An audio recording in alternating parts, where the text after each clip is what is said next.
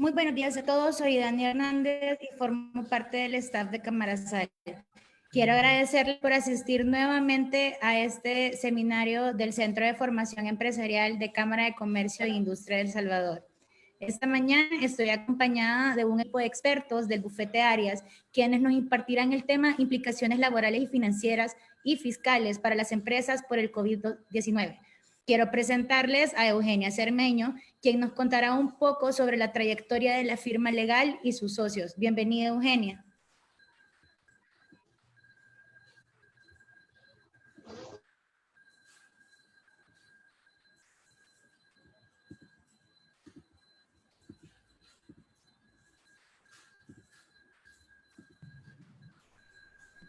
Hola, Eugenia. Hola, estaba en silencio. Bienvenidos todos, gracias por unirse al webinar Implicaciones laborales, fiscales y financieras para las empresas por COVID-19, organizado por la Cámara de Comercio e Industria. Les voy a compartir en este momento la presentación de este día.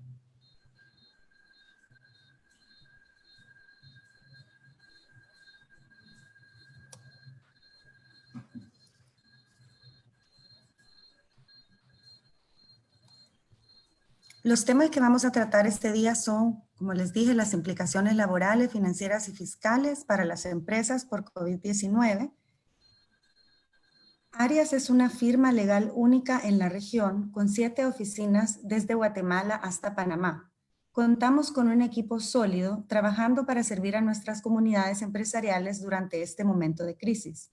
Es nuestro objetivo mantenerlos informados de las nuevas disposiciones legales y asistirles en sus dudas y necesidades. Le invitamos a grabar nuestro número de WhatsApp y mantenerse al tanto de las últimas noticias.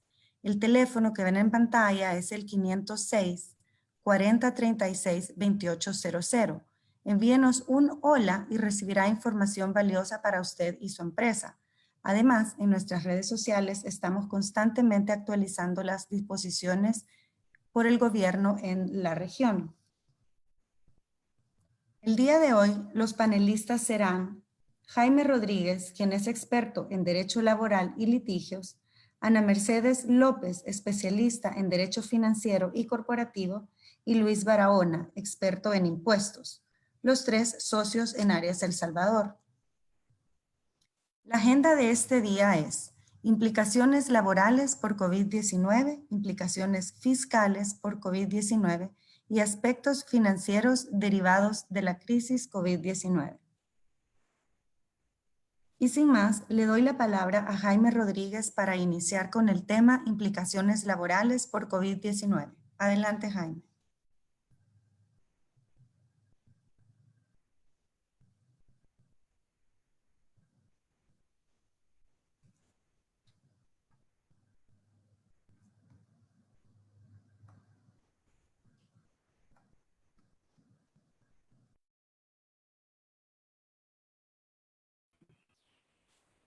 Jaime, no lo escuchamos. Antes que nada, agradecerles. Muchas gracias. Muy buenos días a todos. Antes que nada, agradecerles por su participación en este webinar, por el tiempo que vamos a compartir. Vamos a dar inicio a este webinar abordando las implicaciones laborales por COVID-19. En ese sentido, vamos a hacer una pequeña referencia a manera de resumen sobre cada uno de los decretos que tienen una implicación laboral en este momento a partir de estas medidas que ha estado adoptando el gobierno de la República, así como ciertos decretos que a su vez ha emitido el órgano legislativo. Vamos a dar inicio con la presentación. En la siguiente filmina vamos a analizar el primero de los decretos que tiene incidencia en materia laboral en este momento. Se trata del decreto legislativo número 593, a través del cual la Asamblea Legislativa aprobó el estado de emergencia nacional por la epidemia COVID-19.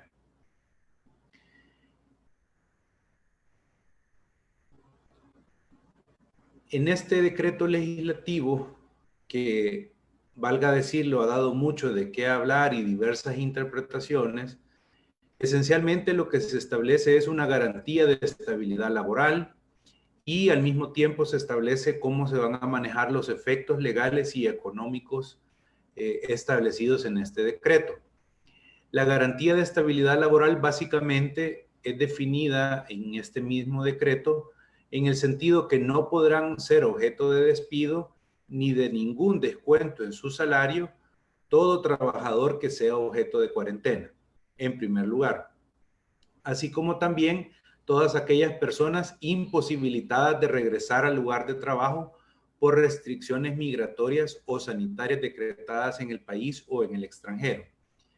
Básicamente, la garantía de estabilidad laboral que regula el artículo 5 de este decreto 593 va a tener vigencia desde el momento en que la cuarentena es ordenada, por el tiempo que dure la misma e incluso hasta 3 meses después de concluida la cuarentena. Para los efectos legales y económicos de esta cuarentena, el decreto 593 establece que se manejará como una enfermedad común, es decir, que para los efectos legales y económicos, el trabajador recibiría el pago de los primeros 3 días por parte de su patrono y el resto de lo que dure la incapacidad recibiría un subsidio por parte del Instituto de Garantía de Estabilidad Laboral en el artículo 5 del decreto 593. Ahora, es importante también hacer referencia en la siguiente filmina que en días pasados hubo una interpretación por parte de la Asamblea Legislativa, una interpretación auténtica, porque como decíamos al inicio, este artículo ha generado diversas interpretaciones legales y ha generado una controversia entre los dos órganos del Estado, en lo que ya nos vamos a referir a continuación. En esta interpretación auténtica del aludido artículo 5, básicamente la Asamblea Legislativa trató de esclarecer las dudas que se generaron alrededor de este decreto en el sentido de establecer que todo trabajador objeto de cuarentena, sea que estuviera siendo objeto de la cuarentena en un estuviéramos o no, iba a gozar del subsidio que pagaría el Instituto Salvadoreño del Seguro Social. Esta interpretación auténtica vendría a superar las diversas interpretaciones que se habían generado en torno a dicha disposición. Sin embargo, resulta que a nivel de las redes sociales, el presidente de la República anunció que pues no sancionaría dicho decreto de interpretación auténtica y ante ese escenario resulta que la Asamblea Legislativa de forma oficiosa decidió retirar la aprobación de esta interpretación auténtica y manifestó a nivel público que haría un mejor análisis de esto antes de volver a tomar una decisión al respecto. de modo tal que para efectos prácticos, legalmente esta interpretación auténtica no está vigente y por ende nos encontramos hoy por hoy en una asumida por el órgano ejecutivo, el cual ha sido enfático en diversos foros al sostener que es responsabilidad de los patronos efectuar el pago de salarios del personal en medio de esta crisis sanitaria. Pero por el otro lado tenemos un decreto legislativo, es decir, la posición de la Asamblea Legislativa que establece que los trabajadores que fueran objeto de esta cuarentena recibirían un subsidio de parte del Seguro Social. En la práctica, lo que sabemos es que aquellas personas que han llegado a reclamar el pago del subsidio, pues les han dicho que no, por no tratarse de personas que estén enfermas por COVID-19. De manera tal que lo que hay es, en consecuencia, una incertidumbre de tipo jurídico, en tanto que por un lado el Ejecutivo exige el pago de los salarios ordinarios a todos los trabajadores y por el otro la Asamblea Legislativa pues maneja una posición totalmente distinta. En tanto que no haya una reforma al decreto legislativo 593 que en efecto entre en vigencia después de seguir todo el proceso respectivo de conformidad con la Constitución y las leyes, nos encontraremos en esta situación pues conflictiva entre los dos órganos del Estado que hemos mencionado y por lo tanto es algo que de momento no hay una solución jurídica al respecto para resolver estas diferencias. Vamos a continuación a hacer una pequeña referencia a cada uno de los decretos que han venido emitiéndose en los últimos días para analizar los impactos a nivel laboral. El decreto número 6 básicamente fue el que ordenó a nivel público y privado que ciertas personas retornaran a sus domicilios por ser vulnerables, por ser grupos vulnerables. Entre ellas están las personas mayores de 60 años, las personas que, además, las mujeres que están en periodo de gestación y otras personas que tienen enfermedades preexistentes, de las que se señalan aquí en esta filmina. Importante señalar el artículo 2 porque este artículo básicamente es el que obliga a los empleadores del sector privado. Regresemos por favor al anterior. En el artículo 2 del decreto 6, perdón, gracias, ahí se menciona la obligación de todos los empleadores de pagarle su salario ordinario a todas estas personas de grupos vulnerables. El mismo artículo menciona que aquellas empresas que tengan problemas para asumir el pago de planillas de estos trabajadores podrán optar por un financiamiento a nivel de banco hipotecario, que entendemos es el que ha lanzado esta línea de crédito para atender la emergencia. Y también se establece con claridad que el Ministerio de Trabajo sería el que sancionaría a las empresas que no cumplan con estas disposiciones. Ahora sí, continuamos con el decreto siguiente.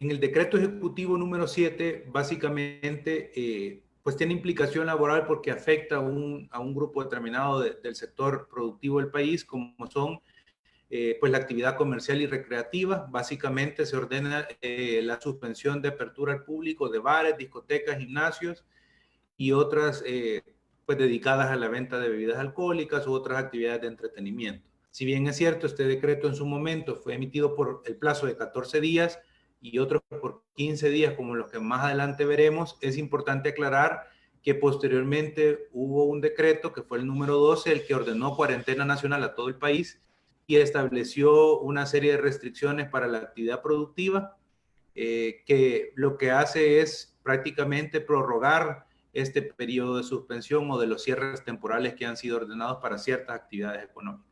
Continuemos. En el decreto ejecutivo 8, esto atañe básicamente a las empresas que tienen su giro económico en el transporte de servicio de personas a nivel público, dado que se establecen ciertas restricciones en este decreto que deben ser aplicadas por esas empresas que se dedican al transporte público de pasajeros, entre ellas el uso de mascarillas, disposición de alcohol gel para los usuarios y también se estableció una medida de que se ocupara la disponibilidad o capacidad de estas unidades hasta un máximo de un 50%. Siguiente.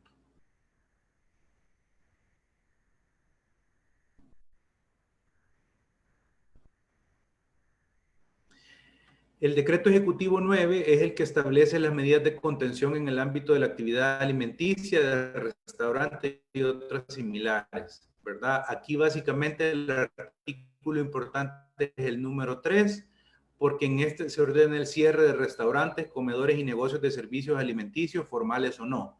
Este decreto asimismo establece una serie de excepciones por virtud de las cuales se deja habilitada la actividad de estos establecimientos siempre que sea un servicio a domicilio, un autoservicio o para llevar. Siguiente.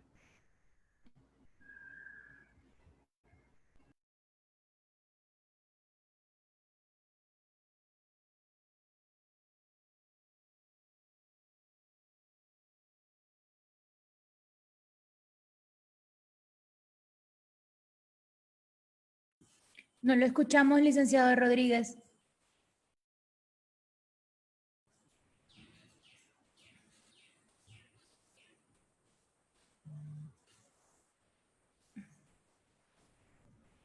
Se le ha silenciado el micrófono, licenciado.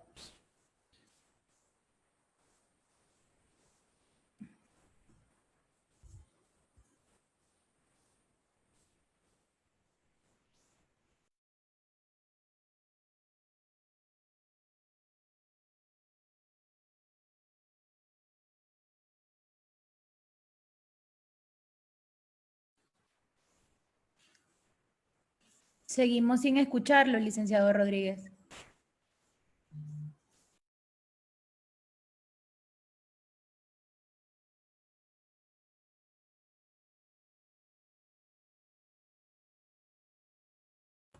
Sí, gracias. Se me activó el mute por error. Gracias por reactivarlo. Luego, básicamente, tenemos el decreto ejecutivo número 10. Básicamente, en el artículo importante es el número 3, porque se ordena el cierre de call centers y maquilas. Básicamente, se dice que ciertos sectores de call center podrán trabajar siempre que tengan una finalidad específica, como es la venta de comida a domicilio, servicios médicos y venta de boletos aéreos. Siempre bajo las medidas sanitarias correspondientes, como son el distanciamiento social y otras medidas que específicamente se han adoptado al respecto. Continuamos. En cuanto al decreto ejecutivo número 11, es importante mencionar que a través de este decreto se ordena el cierre de plazas o centros comerciales, cualquiera que sea su denominación. Los artículos importantes son el artículo 2 y el artículo 3, y sí se manejan una serie de excepciones para los establecimientos ubicados dentro de estas plazas o centros comerciales, como son las clínicas médicas, farmacias, supermercados, agencias bancarias y restaurantes, siempre en la modalidad de domicilio y para llevar. Siguiente. Es importante hacer una referencia un poco más amplia a los efectos del decreto ejecutivo número 12, que estas son las medidas extraordinarias de prevención y contención para declarar el territorio nacional como zona sujeta a control sanitario. De conformidad con los artículos 1 y 2 y 3, básicamente este decreto lo que hizo fue establecer como zona sujeta a control sanitario y pues declaró básicamente el territorio de la República como en cuarentena nacional, estableciéndose una serie de restricciones a la movilidad y al mismo tiempo a la circulación pues de las personas y de las actividades productivas en el país. Vamos a hacer una rápida recapitulación de los aspectos importantes a continuación. Se estableció que ciertas personas estaban exentas de la aplicación de este decreto cuando, por ejemplo, su movilidad fuera para la adquisición de alimentos o productos farmacéuticos, también para atender situaciones de emergencia de salud, como consultas médicas o asistencia a centros de salud, ya sea por un quebranto de salud o por visitas periódicas. También cuando se dirigiera la adquisición de alimentos o bebidas a pues, supermercados, mercados o demás. Continuamos.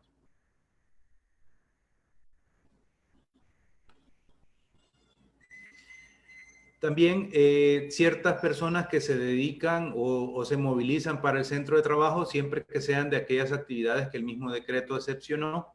Lo mismo profesionales o empresarios que estuvieran brindando algún servicio profesional a las empresas que estuvieran de algún modo excepcionadas para continuar operando, dentro de las cuales se mencionaron, por ejemplo, la actividad comercial y alimenticia, el sector de transporte público, distribución de agua y actividad industrial, siempre bajo las estipuladas en el decreto, empleados de comunicación y prensa, así como las personas que trabajan en la administración pública y que están atendiendo servicios orientados a la atención de la emergencia. Continuamos.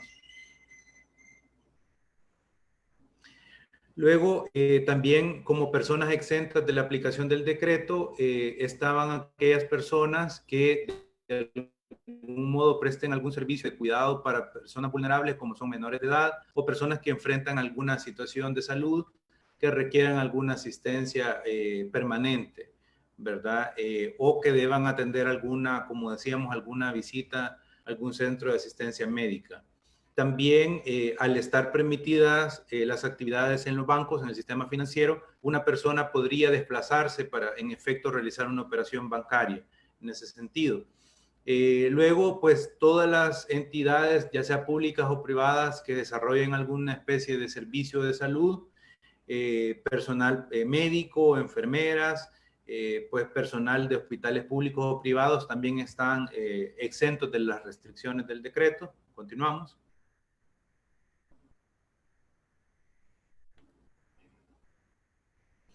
Y también en el sector público, pues evidentemente magistrados, jueces, empleados de la judicatura que deban cumplir con sus obligaciones de carácter constitucional, también como empleados administrativos de la Corte Suprema de Justicia o personal de medicina legal. También están excepcionadas aquellas personas que tienen como propósito prestar algún servicio de logística, transporte, o distribución de alimentos o otros pues, recursos o necesidades básicas. Y evidentemente los elementos de la Fuerza Pública, Policía Nacional Civil, las Fuerzas Armadas y otras entidades que en este pues, marco están pues, prestando y colaborando en toda la atención de la emergencia, como pudiera ser pues, la Dirección Nacional de Medicamentos y otras como la Defensoría del Consumidor. Siguiente.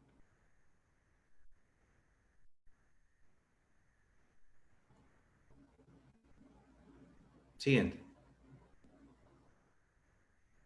Los diputados, básicamente, porque están, digamos, desempeñando una labor de carácter extraordinario, ¿verdad? Evidentemente, están, pues, llamados a estar organizados y verificar la existencia o la necesidad de decretar algunas disposiciones a raíz de la emergencia.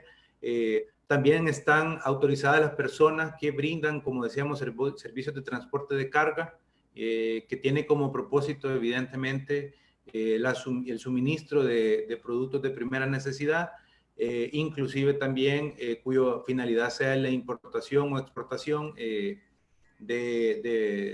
pues de bienes, dado que son actividades que siguen estando normalmente.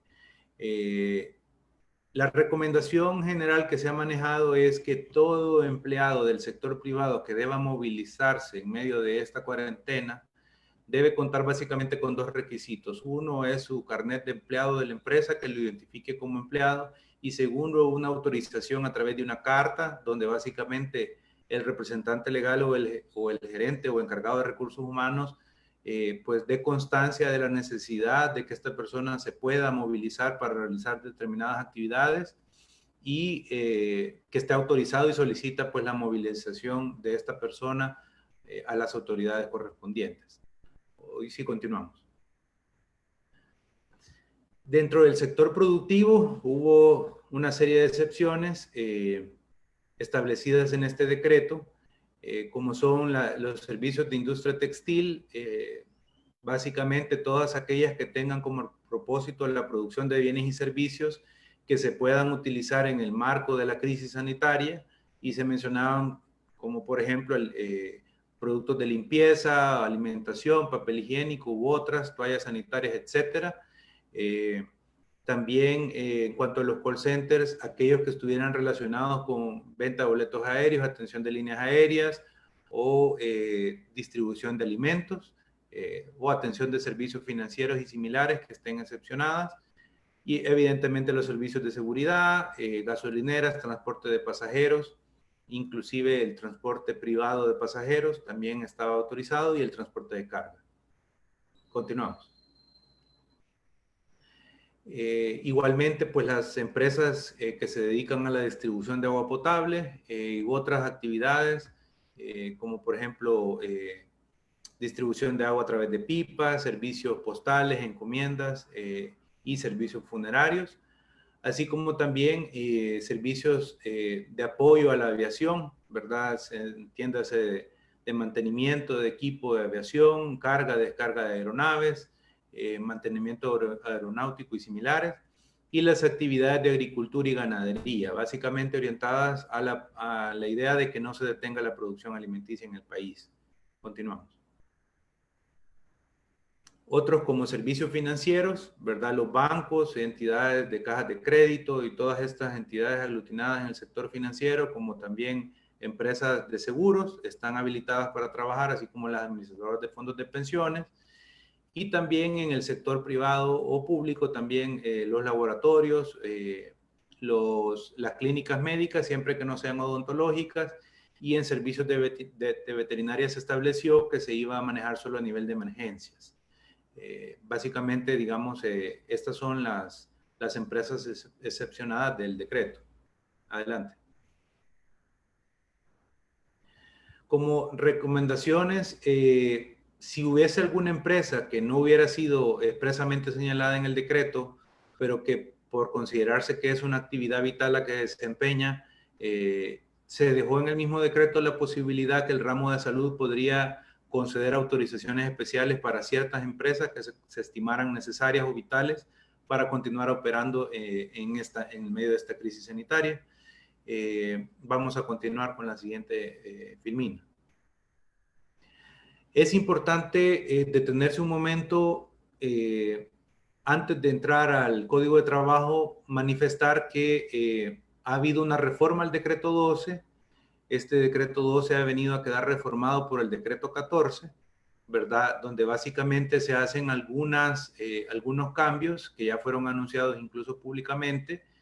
Y estos tienen que ver, por ejemplo, con las excepciones de ciertas empresas que, si bien es cierto, digamos, están relacionadas al rubro de alimentos, tienen fábricas en el país que se dedican a la producción de snacks o boquitas, ¿verdad? Pues según lo que se comentó a nivel de la última conferencia de prensa del presidente, pues él estimaba que no era necesario que continuaran operando. El decreto número 14 es el que viene a regular esa posición oficial que él manifestó, donde se limita a estas empresas continuar operando cuando se dedican a la producción de boquitas o estos alimentos tipo snacks.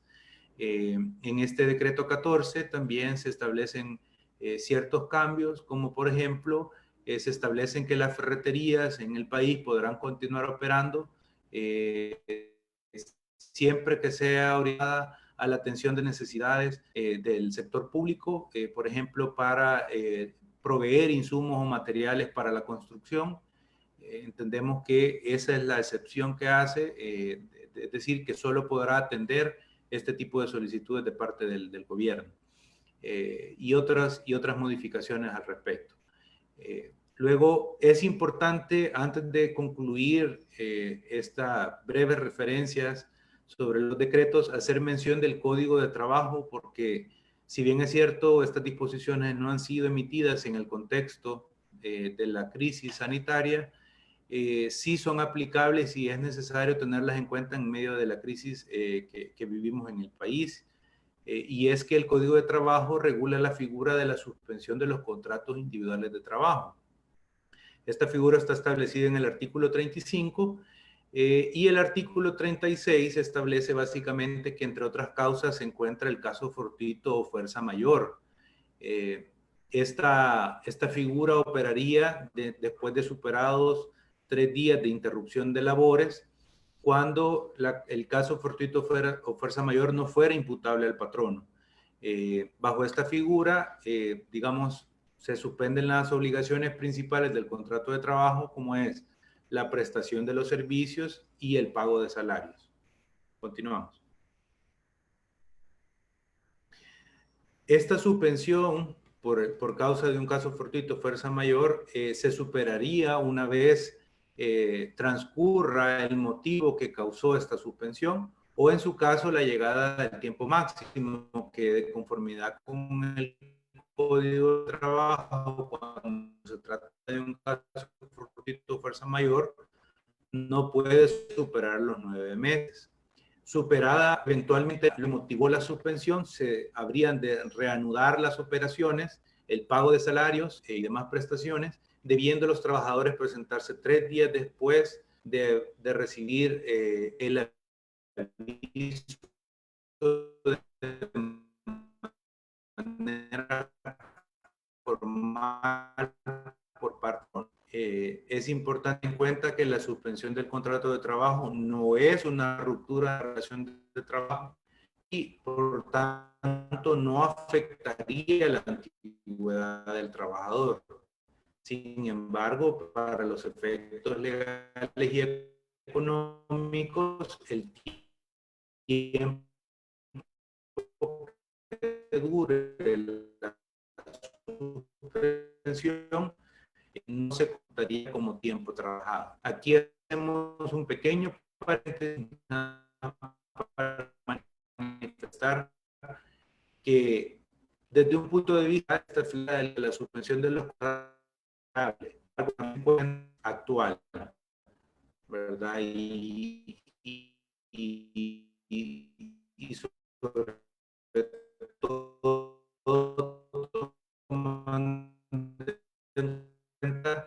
las diversas interpretaciones que rodean los decretos que han sido emitidos, de haber denuncias de los trabajadores.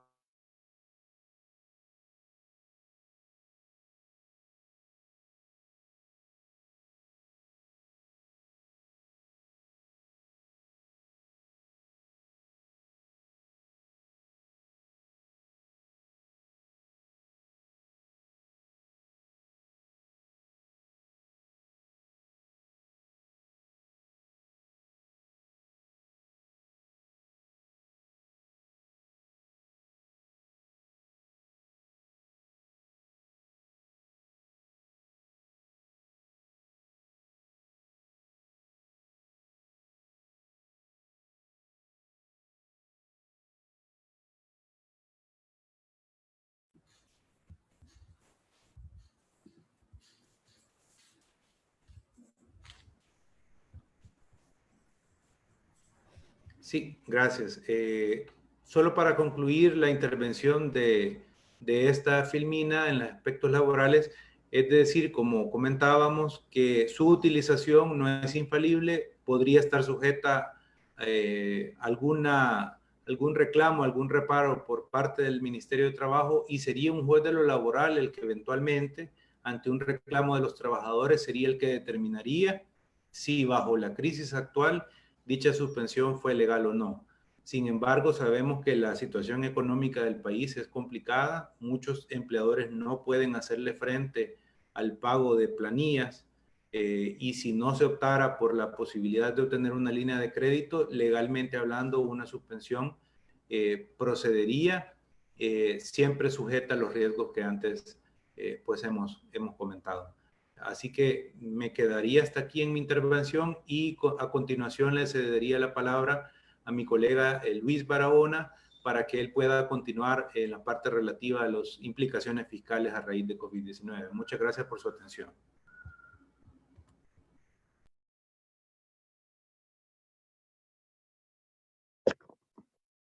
Muchas gracias, Jaime.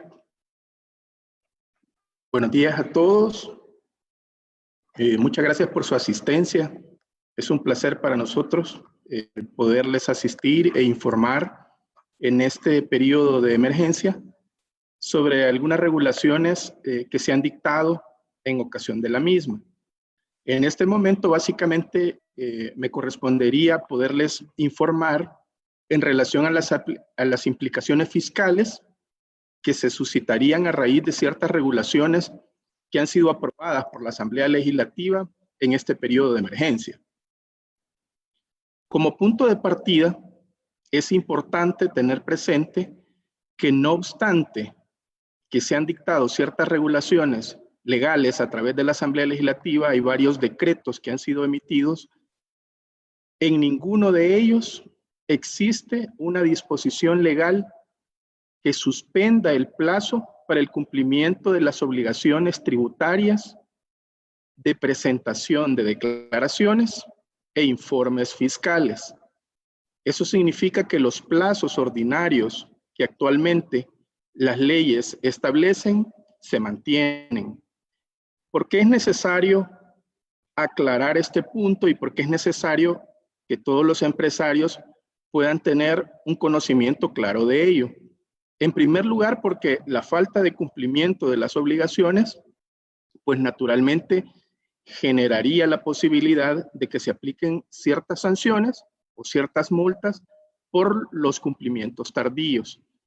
Además de eso, es importante que lo conozcan porque en uno de los decretos legislativos emitidos, concretamente el decreto legislativo 593, que establece una suspensión de plazos en el artículo 9, debe tenerse claro que esa suspensión está orientada única y exclusivamente a plazos procesales.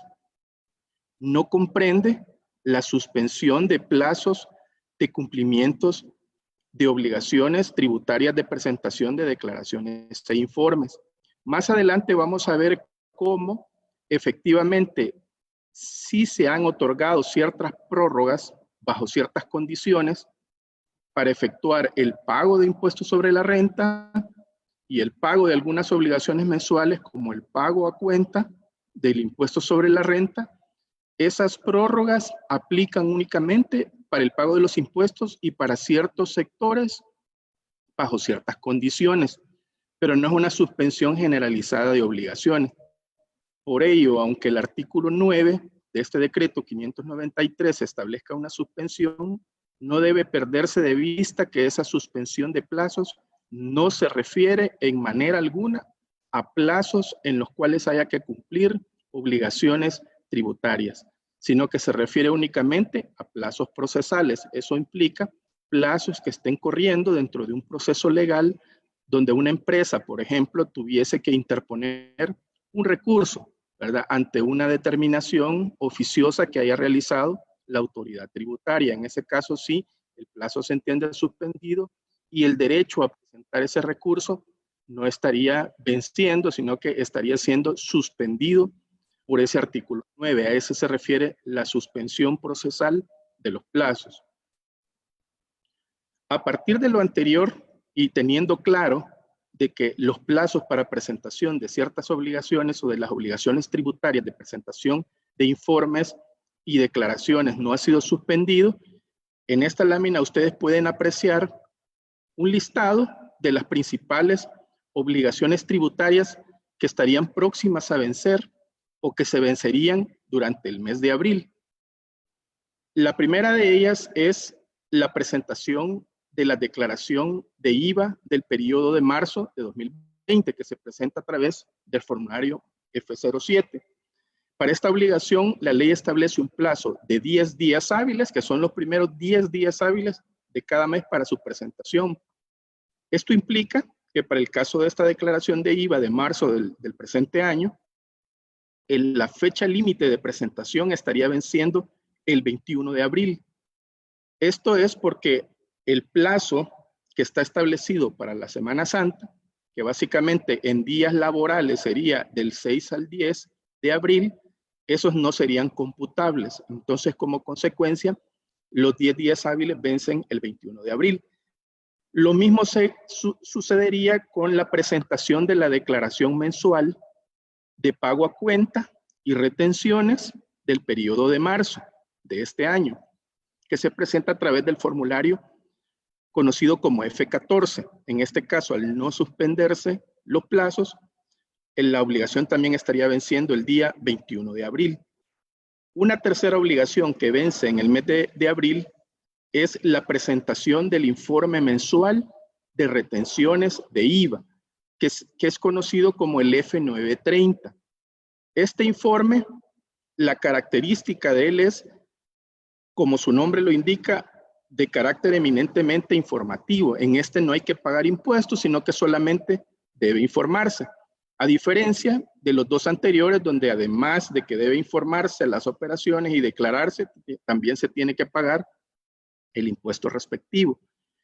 Pero no obstante que este formulario 930 únicamente es una obligación de carácter informativo que estaría venciendo el 28 de abril porque debe presentarse los primeros 15 días hábiles del mes, debe tenerse presente que una posible sanción por una presentación tardía o por no presentarlo está basada sobre el patrimonio o capital contable de las empresas. Entonces, por eso también es relevante que a pesar que sean obligaciones formales, también estas se puedan cumplir en tiempo. Actualmente, la Administración Tributaria ha facilitado el uso de sus sistemas informáticos y todas estas obligaciones pueden perfectamente cumplirse en línea, ¿verdad? Lo que facilitaría cualquier cierre, digamos, de oficinas que actualmente pues el Ministerio de Hacienda tiene. O sea, eso lo superaría, ¿verdad? Pudiendo perfectamente cumplirse en línea estas obligaciones. La recomendación es que el cumplimiento de estas obligaciones procure hacerse no a última hora, ¿verdad? Porque normalmente los sistemas, el sistema de Hacienda ha estado fallando. Su sistema se ha estado cayendo. Entonces, para no pasar, digamos, un estrés del último día a la última hora, que el sistema se ha caído, lo recomendable es que con tiempo suficiente que actualmente tienen, preparen sus declaraciones, las revisan y puedan ser presentadas en línea. Por otra parte, en relación a la declaración de impuestos sobre la renta, que también es una obligación relevante que hay que cumplir en el mes de abril, para esta obligación, de la misma manera, no existe ninguna prórroga establecida para la presentación de la declaración. Inclusive en las regulaciones que ya vamos a ver, donde se prorroga el plazo, una de las condiciones para poder optar o ser elegible a ese mecanismo de prórroga es que la declaración debe presentarse a más tardar el 30 de abril. De manera que todos, por lo menos hasta esta fecha, estamos obligados, porque esto también ha ido cambiando y evolucionando, pero hasta este momento, con los decretos legislativos que tenemos a este día, la obligación de presentar la declaración de impuestos sobre la renta el 30 de abril subsiste, ¿verdad? Para este caso también el sistema en línea, digamos, podría ser uno de nuestros mejores aliados para poder llevar a cabo el cumplimiento de manera oportuna. Y finalmente me quiero referir a otras de las obligaciones que también son relevantes, porque todas las anteriores deben cumplirse ante el Ministerio de Hacienda, ¿verdad? Estas se pueden, en la página web del Ministerio de Hacienda, se pueden perfectamente cumplir y cuando hay pagos, también se puede utilizar el mecanismo de la banca electrónica. Pero en el caso de la última obligación, esta no se refiere a obligaciones que deban cumplirse ante el Ministerio de Hacienda, sino que deben cumplirse ante las alcaldías. Las alcaldías, por regla general, tienen periodos de presentación entre febrero y abril de las declaraciones tributarias, ¿verdad? Hay algunas inclusive que vencieron el mes de marzo, ¿verdad? La presentación de la declaración de la obligación formal venció el mes de marzo. Una de las cuales hacemos referencia aquí, que está pronta a vencer o que se vencería en el mes de abril, sería la declaración del municipio de Antiguo Cuscatlán. De manera que las empresas que realizan actividades y que tienen activos en el municipio de Antiguo Cuscatlán deben estar, digamos, también preparadas para poder realizar la presentación de la declaración ante la alcaldía. Normalmente la declaración ante las alcaldías requiere que se adjunten los estados financieros y los estados de resultados, ¿verdad? En algunos casos, algunas alcaldías también permiten que a través de un archivo en Excel se reflejen, sin perjuicio de que ellos puedan solicitar posteriormente también los estados de resultados, ¿verdad? El estado financiero, sin perjuicio que lo puedan solicitar, también se puede detallar en un archivo en Excel. Si bien también en esta lámina únicamente se reflejan obligaciones a cumplir en el mes de abril, también hemos advertido que existe un interés muy relevante en los agremiados de la Cámara en poder saber también si una de las obligaciones que debe cumplirse en el mes de mayo se mantiene, pues, aún vigente que deba cumplirse en el plazo ordinario. Y esa obligación del mes de mayo es la obligación de presentar un dictamen fiscal, ¿verdad? Actualmente, las empresas, básicamente por el sistema que ha diseñado el Ministerio de Hacienda, prácticamente son las empresas, aunque debería ser, digamos, una labor más enfocada en los auditores fiscales que las empresas designan, pero normalmente las empresas son las que están subiendo la información y las que están, digamos, preparándola, y después los auditores son los que básicamente avalan la información que las empresas puedan subir. De ahí que sus departamentos contables es bien relevante que puedan estar activos, porque esta obligación se vence el 31 de mayo. ¿Verdad? El 31 de mayo es la fecha límite y hasta este momento tampoco hay una prórroga para el cumplimiento de esa fecha, ¿verdad? Para presentar este informe y dictamen fiscal ante el Ministerio de Hacienda. También es importante, en relación a esa misma obligación, que tengan presente que en el mes de mayo también, a más tardar el 31, debe nombrarse el auditor fiscal que corresponde al año 2020, que sería este año, tomando como parámetro el nivel de activos y de ingresos que se tuvo en el año 2019, que es el año anterior, ¿verdad? Pero que se tiene que nombrar a más tardar el 31 de mayo. Y después de su nombramiento, la ley establece que tienen 10 días hábiles para informar ese nombramiento a la autoridad tributaria, ¿verdad? Esa obligación también se mantiene. En relación a esta obligación del nombramiento del auditor fiscal, también deben tener presente que los parámetros para resultar obligados a presentar un dictamen fiscal fueron modificados en el mes de abril de 2019, ¿verdad? Que entró en vigencia prácticamente el mes de mayo.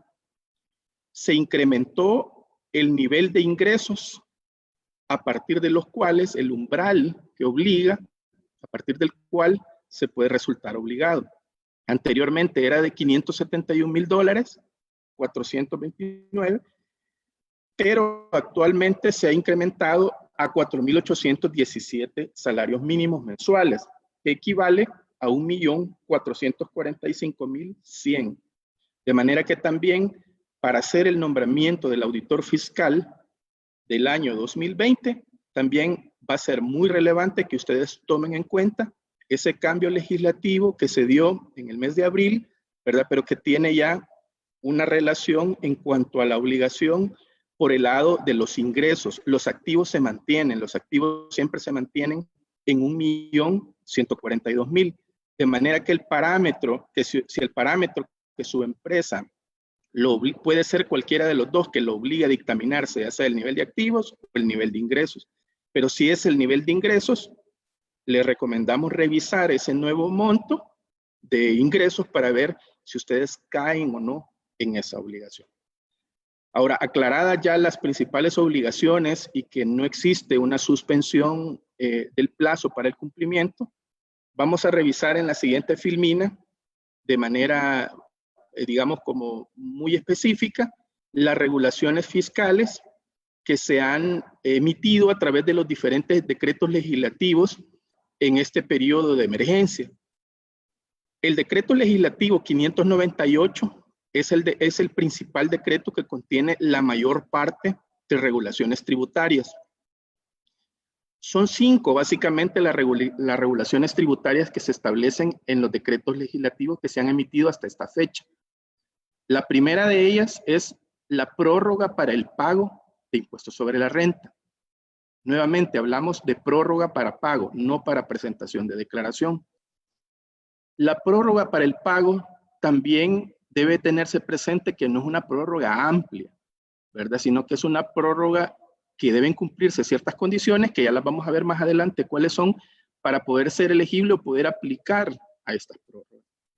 de manera que la prórroga de impuestos sobre la renta se establece para los sectores en general, y entran todas las empresas y las personas naturales, pero también se establecen prórrogas a nivel de ciertos sectores, como por ejemplo el sector energía, el sector de telefonía y el sector turismo. Estos que están dirigidos a estos sectores aplican única y exclusivamente a esos sectores. No aplican a nadie más que no sean los sectores ahí mencionados.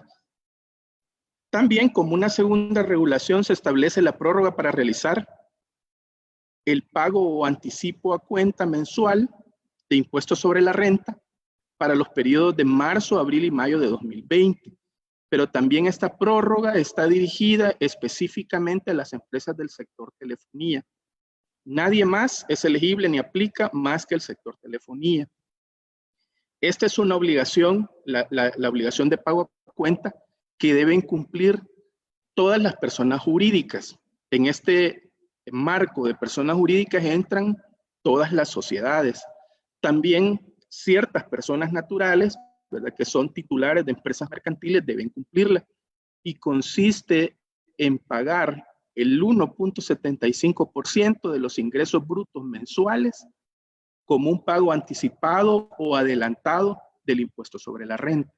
Entonces, en este caso, la prórroga únicamente aplica para el sector telefonía y no para los sectores en general. Una tercera regulación es la exoneración de la contribución para la promoción del turismo. Esta aplica para el sector turismo.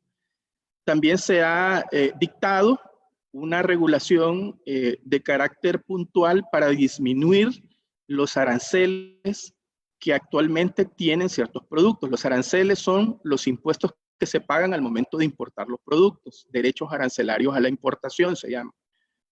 Estos derechos arancelarios a la importación sobre productos alimenticios esenciales, de limpieza, de higiene y ciertos medicamentos se han disminuido de la tasa que actualmente tiene, que va desde el 5 hasta el 40%, se han disminuido al 0%. Cuando estemos en la lámina específica de esto, les vamos a mencionar de manera ejemplificativa algunos productos que se benefician con esta disminución del arancel al 0%, cuál es su arancel habitual y cuál es el arancel pues actual.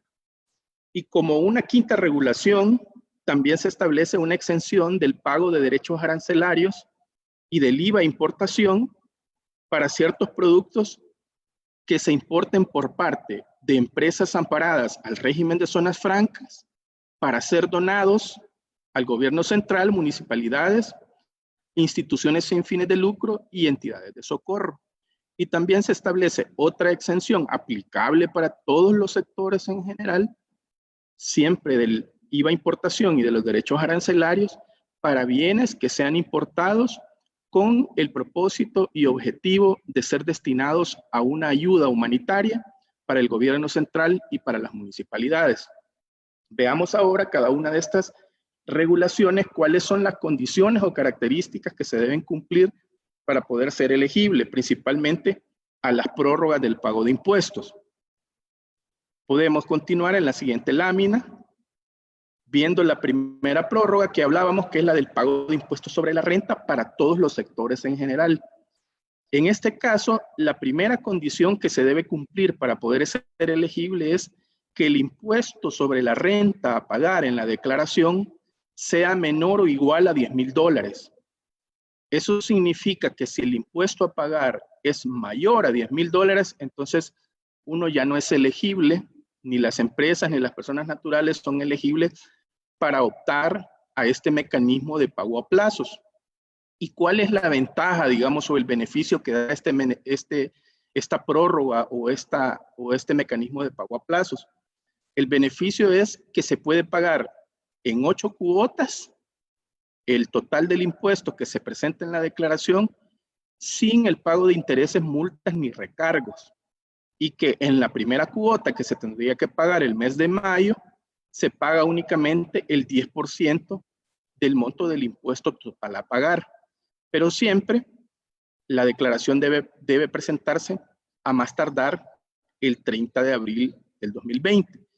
En este punto quizás es relevante que que no pierdan de vista y que tengan presente que a pesar que la aplicación de esta prórroga es bastante limitada, porque efectivamente únicamente aplica para impuestos menores a $10,000, existe porque las condiciones de las empresas en estos momentos podrían ser críticas, ¿verdad? De manera que se les imposibilite probablemente pagar la totalidad del impuesto.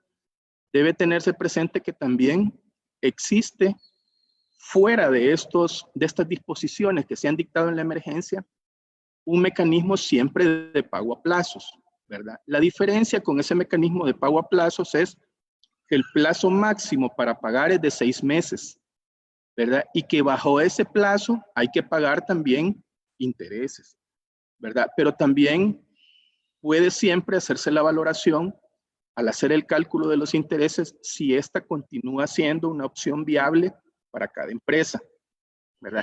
Estas solicitudes de pago a plazo que se hacen a la Dirección General de Tesorería básicamente se hacen en línea.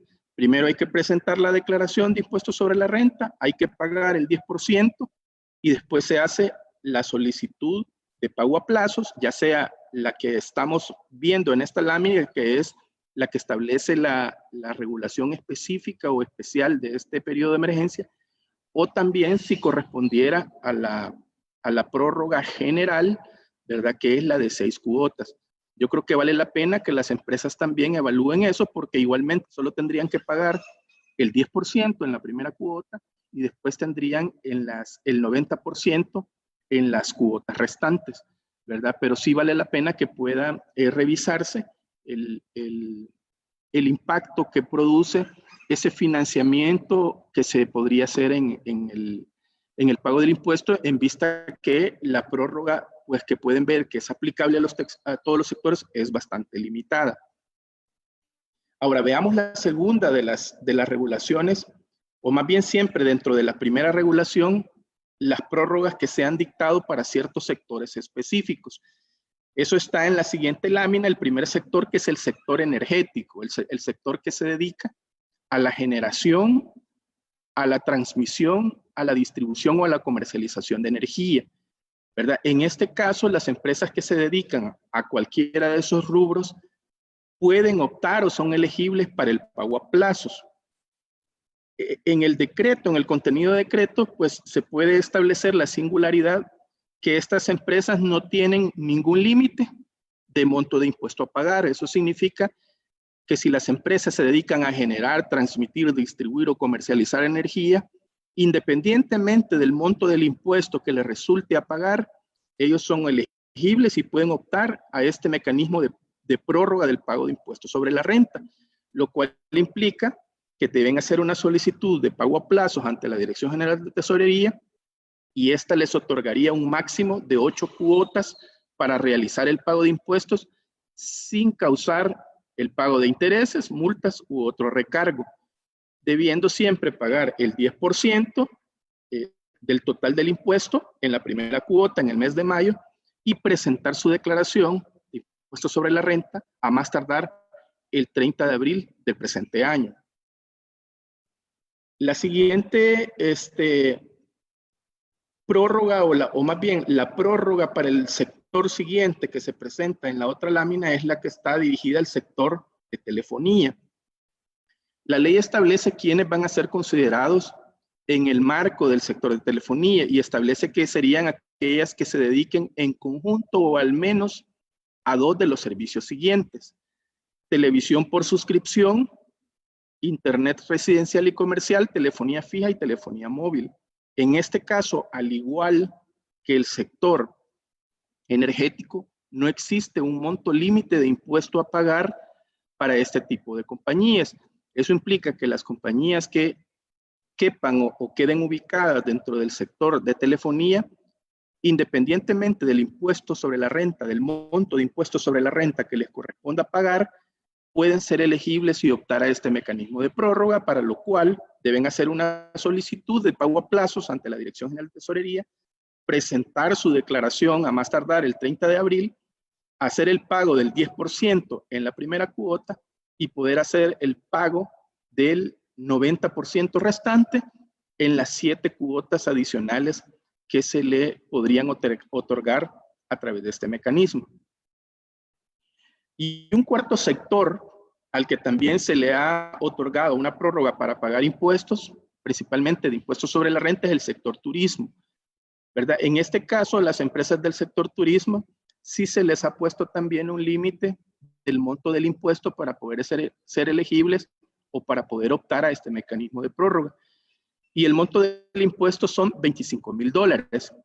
Eso significa que si una empresa dedicada al sector turismo le resulta en su declaración de impuestos sobre la renta un impuesto a pagar menor o igual a $25,000, puede perfectamente optar a esta prórroga del pago de impuestos sobre la renta, ¿verdad? En este caso es el Ministerio de Turismo, que es el ente rector de estas entidades o de estas empresas, sería el que emitiría en coordinación con la Dirección General de Tesorería la resolución respectiva donde se autoriza a las empresas del sector turismo pues a poder gozar de esta prórroga. Siempre debe presentarse la declaración a más tardar el 30 de abril. En este caso del sector turismo, lo que resulta también interesante mencionar es que el decreto no hace referencia al número de cuotas en las cuales el sector turismo deba de pagar su impuesto sobre la renta, ¿verdad? A diferencia de los 3 sectores que vimos anteriormente, el energético, el telefónico y los sectores en general, que sí establece un máximo de 8 cuotas. En este caso, no establece un límite de cuotas. Nuestra opinión es que lo más probable es que, siendo que para los otros sectores existe un periodo ya preestablecido o un número de cuotas, lo más probable es que ese mismo número de cuotas como máximo se aplique, aunque la ley en realidad no restringe a que se puedan otorgar un número de cuotas superior a esos. En la siguiente lámina podemos visualizar también ya la segunda de las medidas, porque la primera era la prórroga para impuestos sobre la renta, para el pago, y esta segunda es la prórroga para el pago del anticipo a cuenta mensual, que siempre es de impuestos sobre la renta, pero esta es una obligación mensual, ¿verdad? Esta prórroga únicamente aplica para el sector telefonía para los meses de marzo, abril y mayo del 2020. ¿Verdad? Deben solicitar siempre, deben hacer una solicitud de pago a plazo ante la Dirección General de Tesorería y en este caso el plazo máximo o el número máximo de cuotas que establece para el pago a cuenta es de 6 cuotas, ¿verdad? Que iniciarían a partir del mes de julio pagándose el 10% del total del anticipo a cuenta de esos 3 meses, ¿verdad?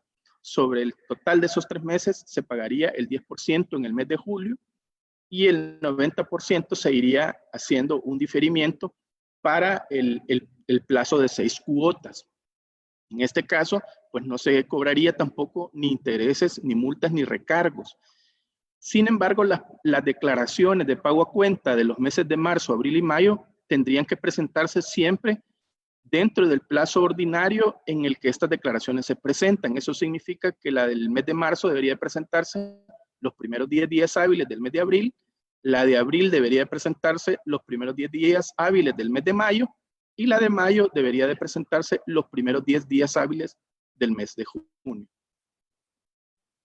Pero debe tenerse presente que esta no es una prórroga general, la del pago a cuenta, porque esto sí les pudo haber generado alguna liquidez a las empresas, pues, porque tienen que estar sobre sus flujos mensuales haciendo el pago, ¿verdad? De impuestos. Una tercera regulación que se establece es la exoneración del pago de la contribución para la promoción del turismo. En este caso se exonera durante el periodo de 3 meses, contados a partir de la entrada en vigencia del decreto 598, del pago de esta contribución. Para que tengan una idea, esta contribución especial básicamente grava con el 5% del pago de impuestos a todos aquellos valores que se paguen en concepto de alojamiento. Entonces, en esencia, básicamente, quien paga este impuesto es quien utiliza las instalaciones o los alojamientos turísticos, ¿verdad? Y otro de los hechos que también dan lugar a esta contribución es la salida del país, que son $7 por persona cuando se sale del país. En este caso, pues tanto los alojamientos, por esta situación crítica y de emergencia que se tiene, tanto los alojamientos como las salidas del país pues son prácticamente nulas y como consecuencia pues también la aplicación de esta exención podría considerarse casi inefectiva pues y únicamente probablemente extensible a las instalaciones que estén siendo utilizadas, instalaciones turísticas que estén siendo utilizadas como albergues en este proceso de cuarentena, ¿verdad? Pero por lo demás, pues no genera ningún beneficio esta exoneración del pago de la contribución especial para la promoción del turismo.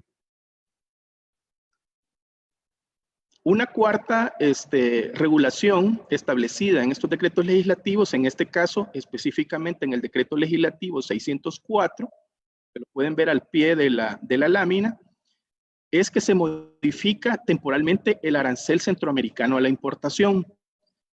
En este caso, la modificación implica que el arancel o los derechos arancelarios a la importación se reducen al 0% para ciertos productos. En este caso, alimentos esenciales, productos de limpieza, productos de higiene y medicamentos para enfermedades respiratorias. Como a manera ejemplificativa, para que se tengan una idea de cuáles son los niveles de reducción que se han hecho en ciertos productos, podemos mencionar que, por ejemplo, la leche íntegra que actualmente tiene un arancel del 15%, a través de este decreto pasa del 15 al 0%. El arroz también, que tiene actualmente un arancel del 40%, pasa a un arancel del 0%. El frijol rojo, que actualmente tiene un arancel del 20%, a través de este decreto especial, pasa a un arancel del 0%. También hay otros productos como la harina de maíz, harina de arroz y harina de trigo, que tienen tasas del 15 y del 10%, pasan al 0%. También algunos desinfectantes que tienen una tasa del 15%, pasan al 0%. Aquí lo relevante es poder revisar este decreto, porque este decreto establece un listado de incisos arancelarios para poder determinar si los productos que normalmente una empresa importa quedan comprendidos dentro de esta disminución arancelaria durante este periodo de emergencia. Una de las condiciones que establece el decreto es que la importación de las mercancías para efectos de control de todos estos productos debe realizarse previa autorización del Ministerio de Economía. Y como se trata de una modificación al arancel centroamericano de manera unilateral aplicable a El Salvador, entonces también la ley establece la obligación del titular del Ministerio de Economía de notificar al Consejo de Ministros de Integración Centroamericana a través de la SIECA dicha modificación. Como quinta medida que se ha establecido dentro de estos decretos legislativos que se han aprobado en esta etapa de emergencia está la que está contenida en el decreto legislativo 603. A través de esta regulación se establece la exención del pago de derechos arancelarios a la importación e IVA para los productos que sean internados por empresas que están amparadas al régimen de zonas francas, ¿verdad?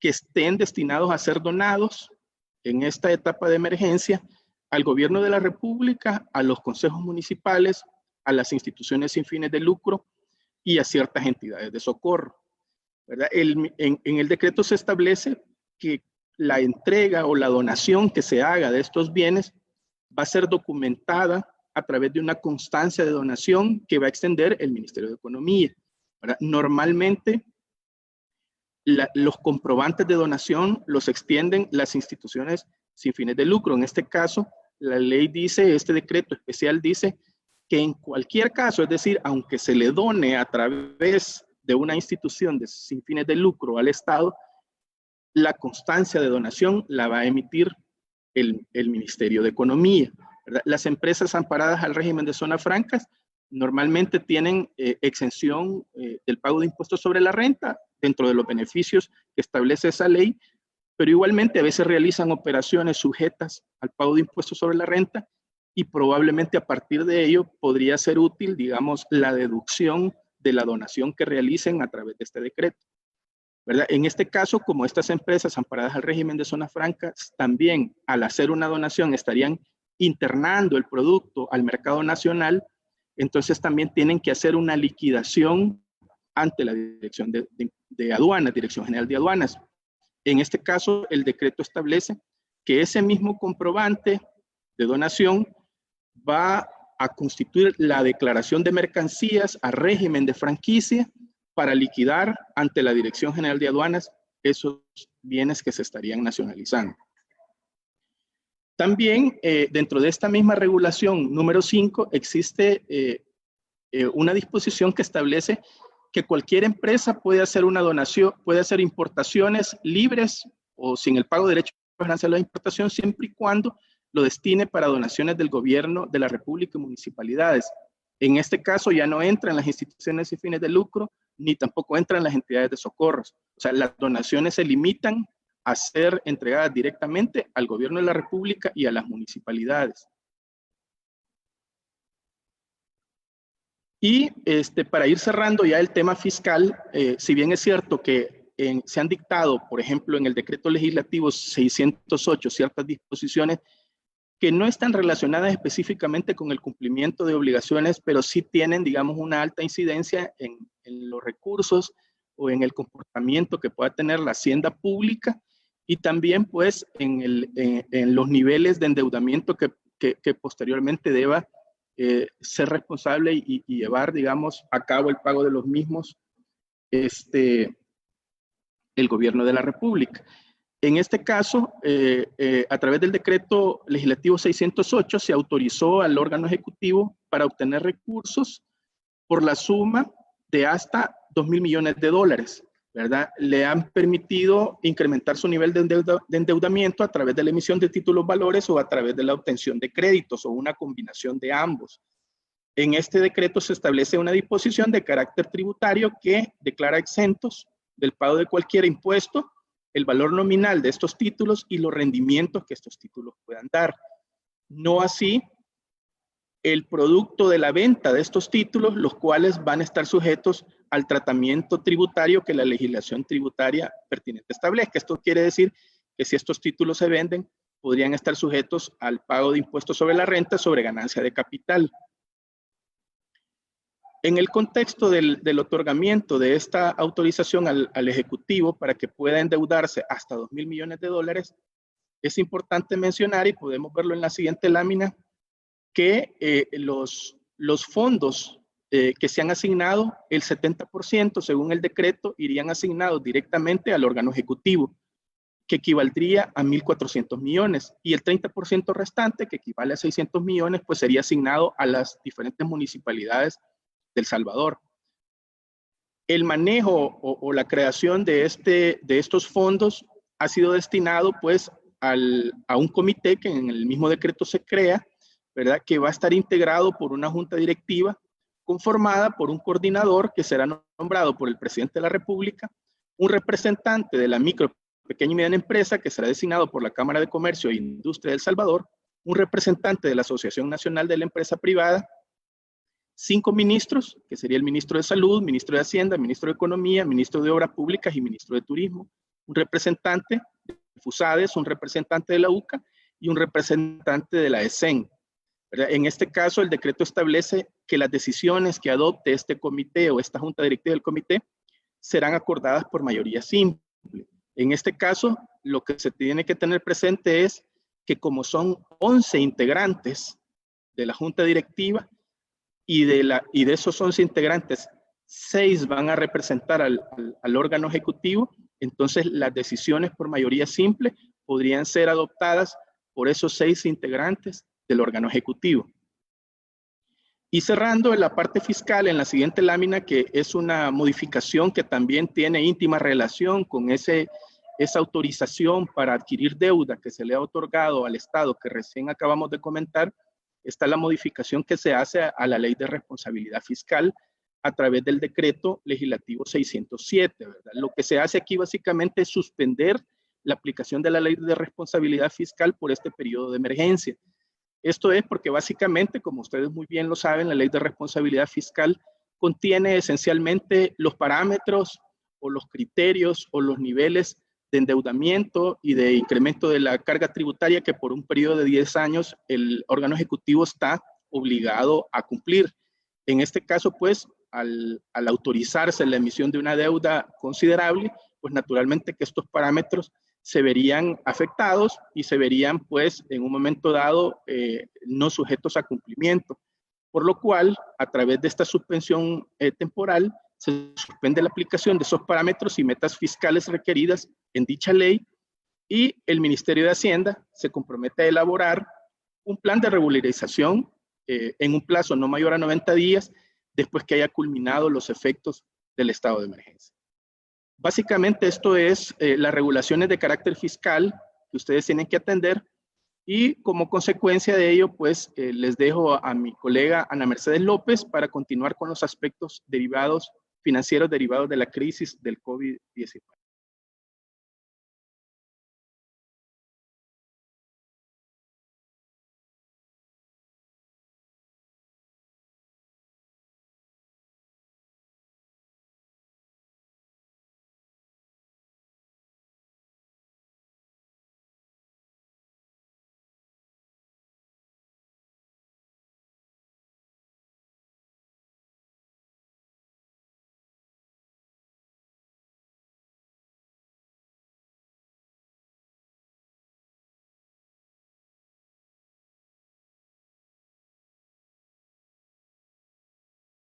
Buenas tardes a todos. Me toca la última parte de la presentación, los aspectos financieros derivados de la crisis. Voy a ser breve y vamos a tratar de ir pasando las filminas muy rápido. Esta es una breve presentación porque sé que la parte más relevante son las de preguntas y respuestas.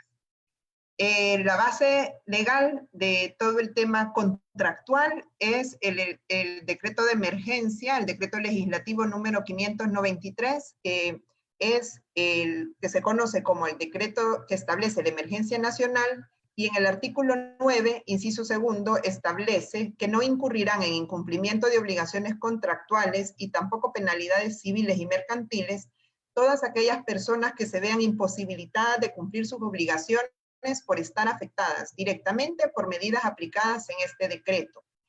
Esta es la base general. Esta es una normativa de carácter general, porque para efectos del sistema financiero, o sea, los contratos bancarios, los préstamos bancarios, se refiere a las normativas que el BCR tiene que emitir. Este decreto de emergencia tuvo una reforma, pero que no es sustancial en cuanto al fondo que estamos hablando. Siguiente slide. Las normas técnicas temporales que emitió el BCR fueron con fecha 19 de marzo del 2020. Estas normas están dirigidas principalmente a los actores del sistema financiero, que son los bancos comerciales. No los voy a listar todos, están en el slide, pero están incluidos aquí todos los bancos comerciales, las sociedades de seguros, las asociaciones de ahorro y crédito, el Fondo Social de Vivienda, el Banco Hipotecario, los bancos del Estado. Siguiente slide. El Instituto de Previsión de la Fuerza Armada, los emisores de tarjeta de crédito, o sea, son todos aquellos actores del sistema financiero. A ellos están dirigidas estas normas. ¿Qué es lo que establecen estas normas? Que los bancos podrán establecer las políticas que contengan medidas extraordinarias relacionadas con el otorgamiento de créditos en cualquier modalidad. O sea, las normas le imponen a los bancos que cada uno revise cuál va a ser la política con la que va a tratar o va a aplicar a sus usuarios en esta situación de emergencia, desde el portafolio existente, consolidación de deuda, reestructuración, refinanciamientos. Siempre advirtiendo que no se van a incurrir en incumplimientos de obligaciones crediticias contractuales. O sea, hay que diseñar esa política para que los usuarios no se consideren en incumplimiento. Siguiente. Para ello, cada banco ha diseñado un protocolo, y si se fijan ustedes, a través de redes sociales, cada banco está ofreciendo las diferentes medidas o herramientas crediticias para ayudar a sus usuarios. Entonces, ahí en ese protocolo comprende desde mejores condiciones de crédito, modificación para el pago de plazos, tasas de interés, periodos de gracia. En el caso de los refinanciamientos no se están exigiendo, digamos, el pago de intereses, o sea, como un requisito para refinanciar, que el usuario se haya puesto al día en intereses pasados. Y lo más importante de todo es que el BCR ha prohibido que los bancos afecten la categoría de riesgo o categoría crediticia de los usuarios. O sea, el usuario que cae en mora en un financiamiento bancario no se ve afectado en su categoría crediticia, en su categoría de riesgo, por lo tanto no puede ser informado a un buró de historial crediticio como una persona en mora. Siguiente.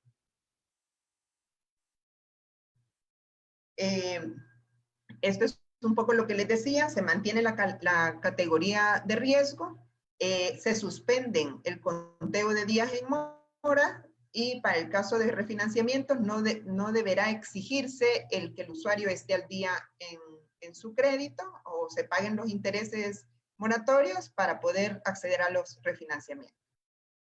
Siguiente. Para el caso de las aseguradoras, la obligación de incluir en sus protocolos es que aun cuando hayan incumplimientos de pago en las primas de las pólizas de seguros, tienen que velar siempre porque el alcance o la cobertura de esas primas se mantengan vigentes. Siguiente. Esta habla un poco de los plazos que se refiere al Código de Comercio, los plazos de gracia que el Código de Comercio da para el pago de pólizas de seguros, de daños y de personas, los cuales quedan suspendidos a partir de la emisión de las normas técnicas. Siguiente. Ahora dejo a un lado a los bancos y quiero hacer un poquito de énfasis en el pago de las facturas de servicios de agua, energía eléctrica y telecomunicaciones, porque se habla mucho de que se han suspendido esos pagos, que se han suspendido los pagos de créditos bancarios o que se han suspendido el pago de alquileres. Lo que está suspendido es la responsabilidad contractual por incumplimiento en el evento en que haya yo usuario sea persona afectada por la crisis o por las disposiciones del decreto. Entonces, en el tema de los bancos, como les dije, hay que aplicar el protocolo que cada banco ha establecido. No son criterios automáticos. Usted debe acercarse a su banco y preguntar y demostrar cuál es su situación para ver qué política o qué medida le aplica.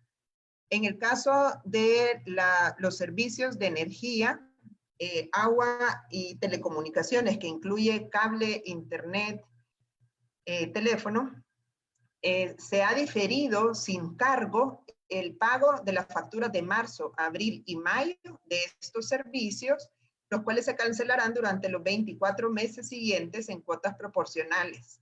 Este diferimiento en los pagos no quiere decir una condonación de la deuda. El pago sí en algún momento lo va a tener que hacer.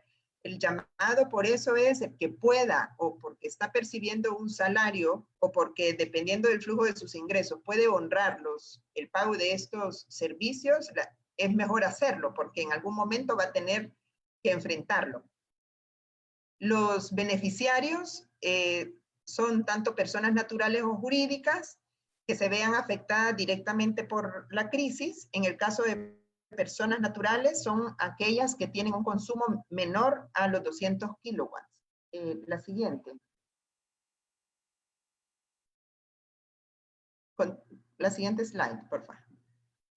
El consumo para las personas naturales tiene que ser menor a 200 kilowatts. Hubo una aprobación de un decreto legislativo hace un par de días, incrementando a 250 kilowatts ese consumo, pero no ha sido todavía sancionado por el presidente, por lo cual todavía no lo podemos considerar como normativa vigente. Al igual que en el caso de los bancos, se está trabajando con un mecanismo o un protocolo para la aplicación de este beneficio, en el caso, por ejemplo, de empresas, sobre todo, porque para las personas naturales está como mucho más claro el límite que son los 200 kilowatts al mes. Pero en otros casos, pues habrá que esperar el protocolo que en conjunto con el Ministerio de Economía y el Ministerio de Hacienda, las empresas del sector energético están trabajando y que aún todavía no está en circulación. Es importante señalar que lo que se ha suspendido es el pago del servicio de energía, de agua o de telecomunicaciones, no los cargos que aparezcan en concepto de tasas municipales en esas facturas. por lo que si no se paga la energía, la obligatoriedad de pagar las tasas municipales sí se mantiene, ¿verdad? Con los, como dijo Luis Barahona, no hay ninguna regulación en este momento que autorice el diferimiento en el pago de las obligaciones tributarias para todos los contribuyentes en general. El Estado, por su parte, está trabajando para dar facilidades crediticias y subsidios a estas empresas que están asumiendo, digamos, el costo del diferimiento de los pagos, como serían las distribuidoras de energía y las telecomunicaciones, las empresas de telecomunicaciones.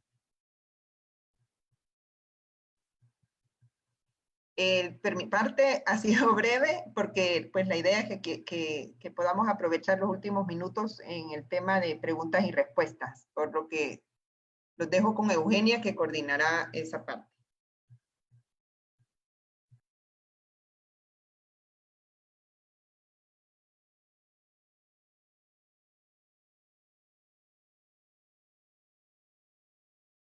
Muchísimas gracias por la atención a nuestros ponentes. Ahora vamos a pasar a la sección de preguntas y respuestas. Tenemos bastantes preguntas. Voy a tratar de ir haciéndolo en orden y las preguntas que no logremos contestar se les responderán después vía correo electrónico. La primera pregunta que tengo es de Raúl Majano. Dice, ¿cuál es su opinión sobre la suspensión de contratos laborales?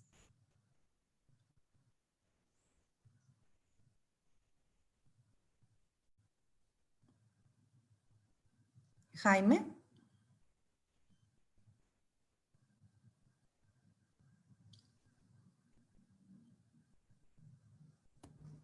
Gracias. En efecto, como decíamos en la presentación, la suspensión de los contratos de trabajo es algo que legalmente es viable, ¿verdad?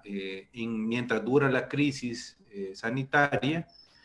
Sin embargo, hay que tomar en cuenta que una decisión de este tipo podría enfrentar algunos riesgos como eventuales sanciones por parte del Ministerio de Trabajo, al estimar la autoridad de trabajo que esta es una medida que atenta contra los derechos de los trabajadores de percibir un salario en medio de la crisis.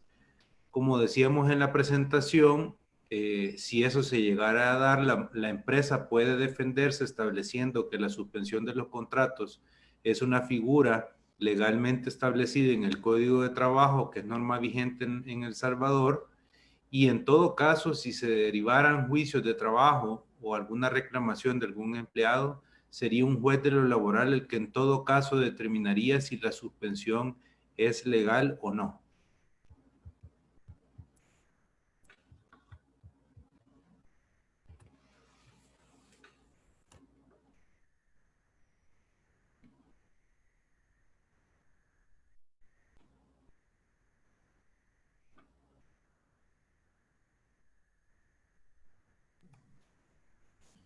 Perdón, me quedé en silencio por un momento. La siguiente pregunta dice, ¿cuáles son las expectativas para la industria textil y de maquilas con relación a los permisos de operación? Con mucho gusto. Los permisos de operación entendemos que los ha estado emitiendo el Ministerio de Trabajo. Han habido diversas iniciativas, entendemos de Camtex, para permitir ciertas autorizaciones especiales bajo un porcentaje del 20%. Esto cada empresa tiene que acudir en caso de que se requiera una autorización especial para continuar operando. Y entendemos que aquellas que se dedican exclusivamente hoy por hoy a actividades relacionadas con la elaboración de ropa para el personal médico, enfermeras, de conformidad con el último decreto emitido por el órgano ejecutivo, que es el número 14, sí están autorizadas para trabajar. Cualquier otra maquila que no entre en este rubro tendría que hacer la solicitud específica al Ministerio de Trabajo o eventualmente al Ministerio de Salud. Muchas gracias, Jaime. La siguiente pregunta es de Gustavo Sánchez. Son varias preguntas. Dice, ¿qué pasaría o qué pasará si una mediana, pequeña o microempresa no puede o no tiene la liquidez para pagar salarios sin estar laborando? Al no tener liquidez por falta de estar sin laboral, por falta de ventas, el gobierno nos puede obligar. ¿Qué medidas podría tomar el Ministerio de Trabajo o el gobierno legalmente? ¿Existe una ley que obligue a pagar salarios sin estar laborando? Un gusto. Como decíamos, de momento entendemos que hay muchas empresas que por la crisis económica han tenido que tomar la decisión difícil, algunas de despedir al personal, otras de suspender los contratos de trabajo y tal vez otras habrán optado por obtener una línea de crédito. Esto es algo que en realidad cada empresa sabe su situación económica y aunque existe en este momento, digamos, una prohibición de despidos, una realidad que no podemos negar y lamentar al mismo tiempo es que hay muchas empresas que no han podido seguirle haciendo frente al pago de planillas y por ende pues caen en el riesgo de que eventualmente sean sancionadas por el Ministerio de Trabajo por haber ejecutado estos despidos, siempre que no sea por una causa legal, porque hay que aclarar de que si un empleado, aun cuando existe en este momento una garantía de estabilidad laboral, incurre en una causal para dar por terminado su contrato sin responsabilidad para el patrono,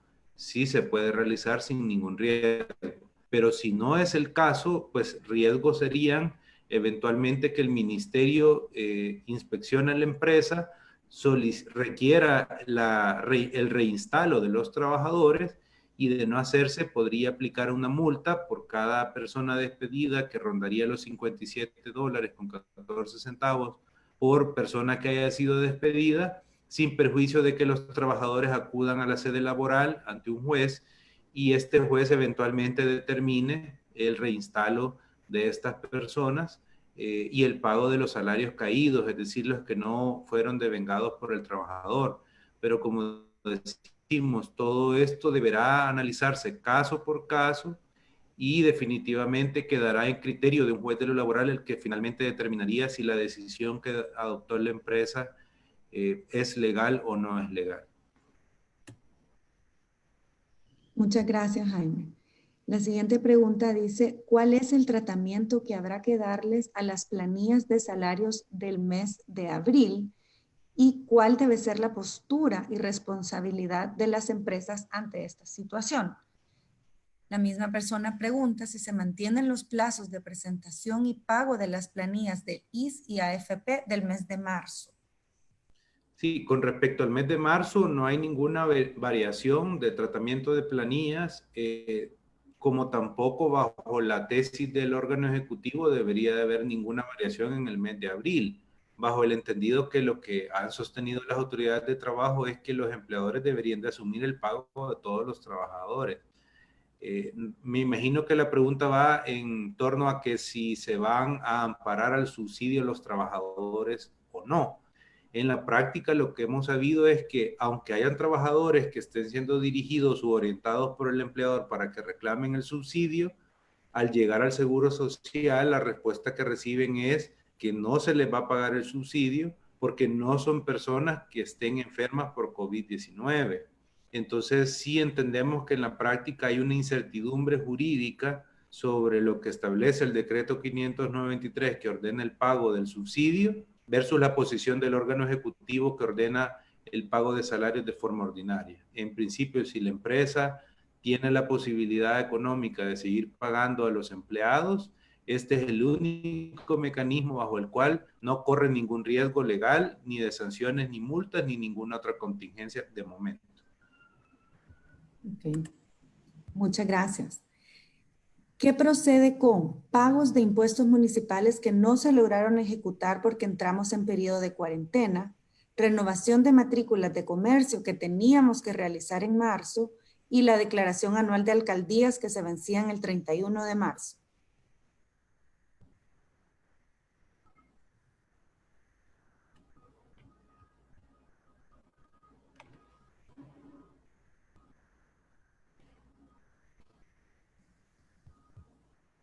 En relación al pago de impuestos municipales que se que se suscitaron en el periodo de ya de la cuarentena, lo importante es determinar en el municipio de qué se trata, si efectivamente había alguna imposibilidad material de hacerlo, porque de haber existido en función de la cuarentena y no poderse realizar un pago en línea o a través de la banca electrónica, entonces sí habría, digamos, una justa causa o un justo impedimento para poder haber hecho efectivo el pago en su momento, ¿verdad? Y a partir de ello no debería de supeditarse al pago de multas o de intereses el impuesto que se encuentra pendiente. En relación a la obligación de presentar la declaración, igualmente esto depende de qué municipio se trata, pues si en el municipio que se debe haber cumplido esa obligación existían o no los medios adecuados para poderla presentar aún estando en cuarentena, porque por ejemplo, la alcaldía de San Salvador, porque la mayoría de alcaldías pues tienen sus limitantes tecnológicas, pues, pero la alcaldía de San Salvador sí tiene habilitado un sistema de presentación de declaraciones en línea. De ahí estas declaraciones, el plazo para presentar estas declaraciones venció en el mes de marzo y pues estas se pudieron haber cumplido aunque se encontrara en un periodo de suspensión de la cuarentena, ¿verdad? La alcaldía de San Salvador, por lo menos en algunos casos, de manera así como muy informal, ha enviado algunos anuncios o algunos comunicados en los cuales asegura haber extendido al 15 de abril el plazo de la presentación, aunque en realidad legalmente, de acuerdo al artículo 7 de la Ley de Arbitrios Municipales, el plazo pues habría vencido en marzo. No obstante, consciente probablemente la alcaldía de estas limitantes es que ha hecho una extensión más que legal administrativa, ¿verdad? Y además también se tiene el periodo, en el caso concreto de la alcaldía de San Salvador, el periodo de abril para hacer el pago, ¿verdad? Porque lo que venció, el plazo que venció era para la presentación de la declaración de activos, pero aún está el plazo para realizar el pago, ¿verdad? De esa manera, consideramos que todo depende del medio que la alcaldía que corresponde tenía dispuesto para poder cumplir las obligaciones, porque si no tenía ningún medio, la alcaldía de San Salvador es una de las que excepcionalmente tiene el medio de presentación en línea. Si no lo tenía, pues sí habría una justa causa para poder haber cumplido con esa obligación, porque las mismas alcaldías pues no tienen ninguna actividad laboral en este momento. Muchas gracias, Luis. La siguiente pregunta.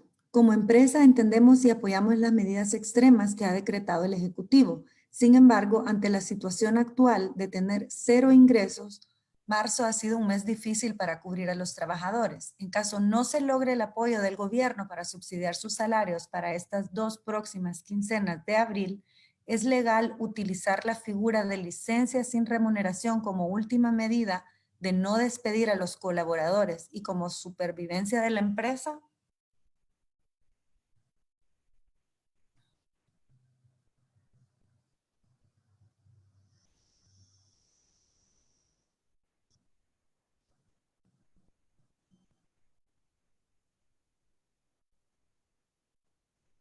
Jaime.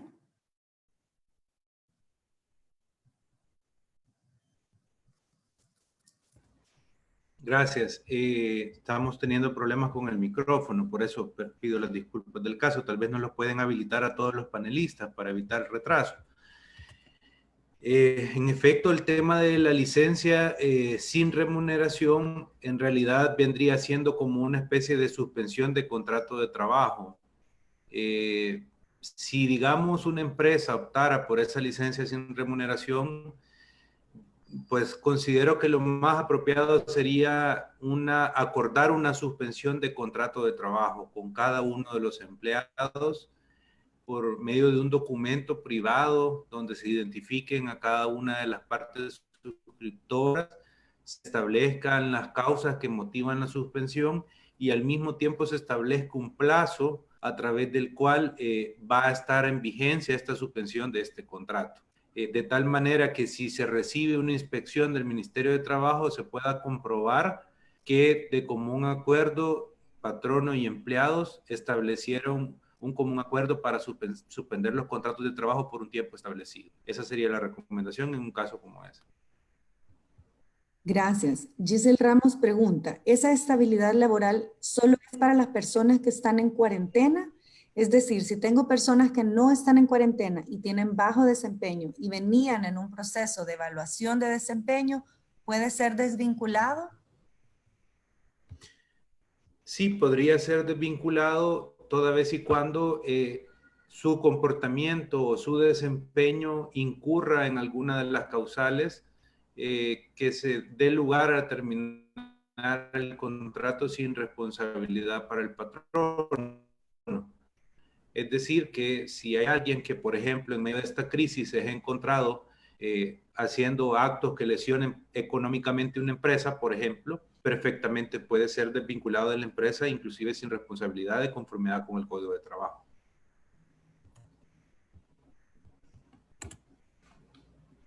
Muchas gracias.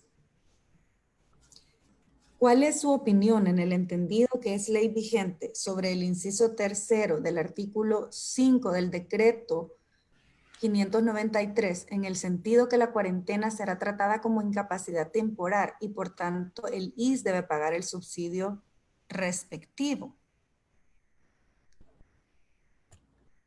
Sí, lo que decíamos era que básicamente hay una contradicción entre la posición de la Asamblea Legislativa en contra de la posición del Ejecutivo en cuanto a que se dice por el Ejecutivo que todos los salarios deben ser pagados por los patronos. En cambio, el decreto que se menciona en el artículo específico menciona que se va a recibir un subsidio por parte de todos los trabajadores de parte del Seguro Social. En esto es lo que en realidad estriba la contradicción entre las dos posiciones y, como decíamos, mientras no haya una reforma a dicho decreto que venga a aclararlo o interpretación auténtica que en realidad entre en vigencia, estamos en esta situación de incertidumbre jurídica, pero en la práctica lo que sí se sabe es que el Seguro Social no está pagando este subsidio, sino es aquellas personas que están enfermas con COVID-19. Eso es lo que sabemos está sucediendo para efectos prácticos. Muchas gracias. En el caso de la industria de la construcción, ¿se puede aplicar el laudo arbitral en el sentido que por razones de fuerza mayor se podrá suspender el contrato y el trabajador únicamente recibirá el 65% de su salario? Esto por así haberlo convenido las partes suscribientes. Sí, en el caso del sector de la construcción, evidentemente, donde está pues este convenio colectivo, digamos, aplicaría lo que se haya dispuesto en el mismo, entendiendo que inclusive es más favorable al trabajador que lo que el mismo Código de Trabajo establece. En ese sentido, pues la decisión sería más prudente aplicar lo que el convenio que rige, dijéramos, el sector construcción en este caso es lo que ha establecido.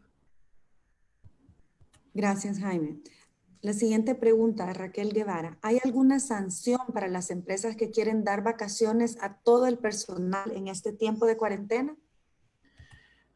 Si las vacaciones se fuerzan, es decir, si son unilaterales y de alguna manera se pretenden adelantárselas al personal, sí se puede entender como sujeta a una eventual sanción, porque no se estaría otorgando vacaciones al personal que sea elegible para optar, que es que haya cumplido un año de trabajo o al menos 200 días que haya acreditado para el patrón. Es decir, que no hay problema si se conviene patrón o trabajador en que salgan a vacaciones, siempre que estas personas cumplan esos requisitos.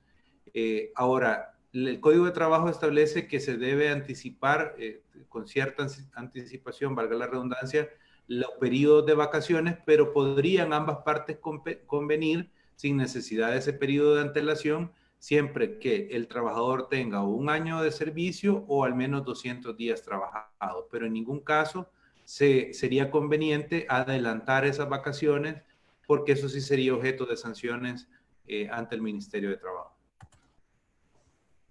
Muchas gracias, Jaime. Miguel Ángel Ávila pregunta, ¿las ferreterías no son excepciones también? Si esa es excepción, ¿también se puede distribuir a esos negocios? Y si una empresa es proveedora de materia prima para las empresas que sí están autorizadas, ¿cómo se debe hacer para poderles entregar el producto necesario? Con gusto. En relación a la pregunta 1, el decreto 14, que es el que viene a actualizar las medidas del decreto 12, establece una autorización para ferreterías, entiendo que sea hasta un 30% de su capacidad, siempre que sea para atender cuestiones relativas a la emergencia en caso de solicitudes de las oficinas públicas o entidades públicas. Y bajo otros supuestos, según el decreto 14, sugeriría revisarlo específicamente, pero sí están excepcionadas para continuar trabajando. Y en cuanto a la segunda pregunta de cómo hacer, pues ahí sería una cuestión de coordinación logística, porque si lo que se trata es de entregar suministros a estas empresas que sí están autorizadas a trabajar, pues simple y sencillamente habrá que canalizar ese suministro a través de las empresas de transporte de carga que también están autorizadas para operar, de modo que aunque la fábrica en sí no esté autorizada para seguir produciendo, pero los canales de distribución y de entrega de los suministros de productos sí están habilitados y por lo tanto solo habría que hacer una labor logística y de coordinación para continuar atendiendo pues esta demanda de productos. Gracias, Jaime. Pablo Antonio Bracamonte pregunta, nosotros somos una empresa de seguridad industrial y protección personal. Vendemos mascarillas y depósitos bioinfecciosos y equipo contra incendio. Estamos con la mitad del personal en 2 grupos. ¿Estamos autorizados?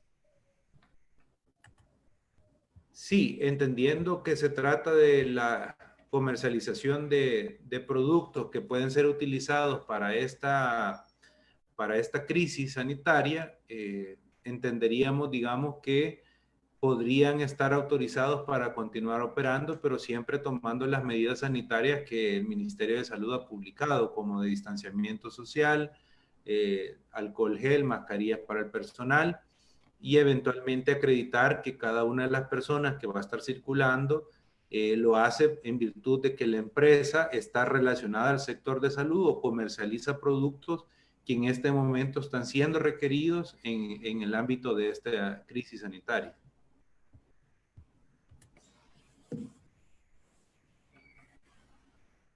Muchas gracias, Jaime. ¿Dónde se debe pagar el F7 y el F14?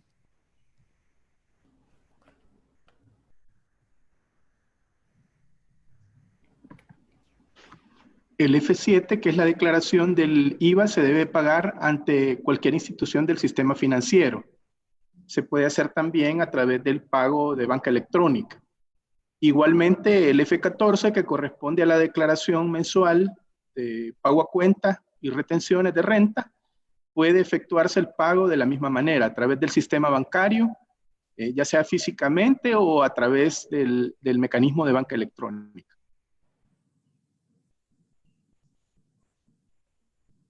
Muchas gracias. Dice, también quisiera saber si hay prórroga para la subida de información y presentación del dictamen fiscal.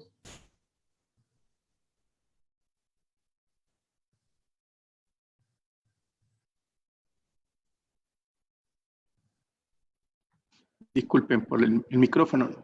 No, como lo explicamos en la presentación, para el dictamen fiscal no existe prórroga para subir información ni para la presentación de la obligación. Hasta este momento no existe una prórroga para el cumplimiento de esa obligación.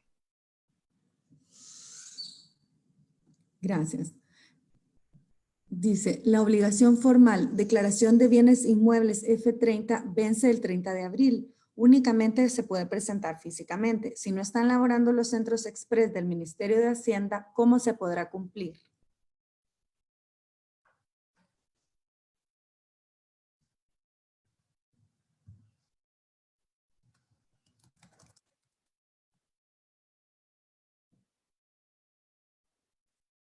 Perdón que se quite el micrófono y se habilita nuevamente.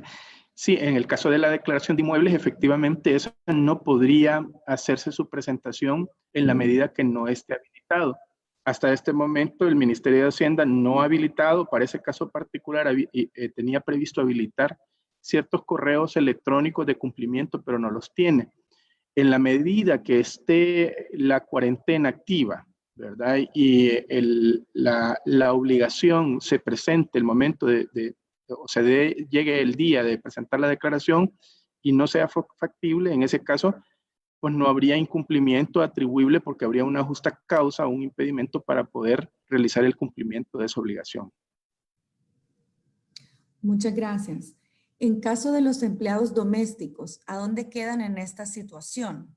Hay otra pregunta similar que dice que si se puede tomar como abandono laboral cuando las empleadas domésticas salen y no pueden regresar debido a la cuarentena domiciliar. Gracias por la pregunta. En realidad no se podría tomar como un abandono porque, digamos, existe una restricción de movilidad y eventualmente pues esa podría ser no la mejor salida en este caso. Evidentemente, en este caso no se les podría pagar porque para efectos prácticos no está presente la persona, pero en realidad no se puede manejar como un abandono. Ana Yancy Alas pregunta, buenas tardes, con el tema del pago de telecomunicaciones, yo he escrito a Claro para prorrogar pagos, pues nuestra empresa está en el aeropuerto y no recibimos ingresos por cierre total. Sin embargo, ellos no dan resolución. Es porque en este momento, tanto las empresas de telecomunicaciones y las eléctricas están trabajando con el gobierno central en el mecanismo que se va a aplicar a la suspensión de los pagos.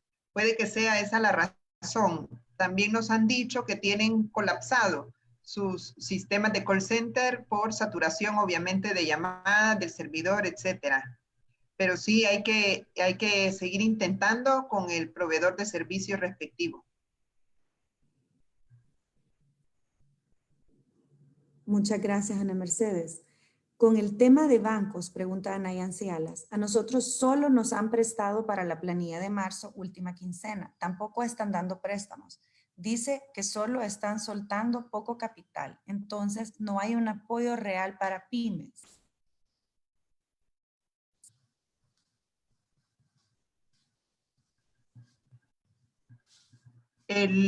Eso dependerá también de las políticas de cada banco. A nivel del gobierno central se están obteniendo fondos precisamente para dar a los bancos esa liquidez, a los bancos también estatales, el banco hipotecario, el banco de fomento, y los bancos comerciales por su parte también están poniendo a disposición líneas especiales para dar liquidez a las empresas. Sin embargo, como le digo, es un protocolo. Las normas del BCR solo le piden a los bancos que generen un protocolo de cómo van a apoyar o asistir a los usuarios en la emergencia. No hay una disposición legal o un marco legal que establezca el acceso, digamos, a ese tipo de financiamiento por el momento. Muchas gracias, Ana Mercedes.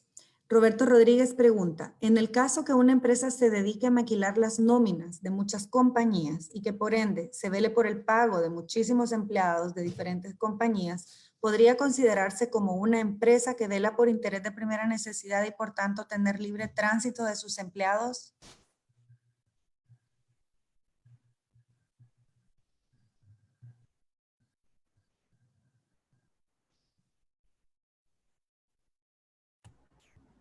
Sí, gracias por la pregunta. En realidad lo que sí se ha manifestado a nivel público, aunque a nivel de los decretos sea cuestionable, de que si la movilidad tiene como propósito establecer el pago de planillas, entonces digamos que la empresa como tal sí podría, digamos, estar autorizada para ese fin, para movilizarse para esos propósitos. La sugerencia será entonces que todo el personal que se mueva bajo esta empresa esté debidamente identificada y al mismo tiempo tenga una autorización específica para que se pueda movilizar y que no vaya a tener ninguna restricción como tal, sugiriendo que la carta que se suscriba tenga información de contacto del Departamento de Recursos Humanos o del representante legal para que ante una eventualidad pueda comunicarse inmediatamente pues las autoridades o el personal que sean objeto de alguna restricción. Gracias, Jaime. La siguiente pregunta. ¿Qué tan cierto es que se modificó el decreto 14 y que se establece que si es necesario los contadores pueden ir a trabajar?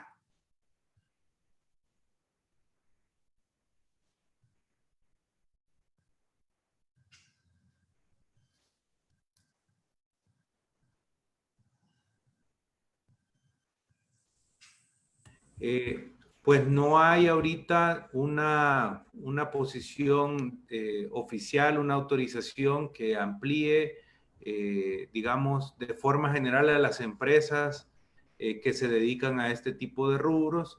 Sin embargo, entendiendo de que, pues, si el contador al mismo tiempo se encarga de la elaboración de planillas y de pago del salario de los empleados, sí podría entenderse que podría estar excepcionada para ese propósito, para esa finalidad, pero no en realidad para estar asumiendo las funciones de forma normal, a no ser que, producto de las herramientas tecnológicas de las que ahora se pueden hacer valer, pues se pueda estar cumpliendo, como Luis Barahona comentaba, con el cumplimiento de las obligaciones tributarias, asistiéndose de las herramientas tecnológicas. Muchas gracias, Jaime. Muchísimas gracias por todas las interesantes preguntas que nos han dejado. Lastimosamente por el tiempo vamos a parar acá la sección de preguntas y respuestas y les serán contestadas vía correo electrónico. A continuación les cedo la palabra a Idania de la Cámara de Comercio e Industria. Muchísimas gracias por su atención. Gracias, Eugenia. Si me permite compartir la pantalla, por favor.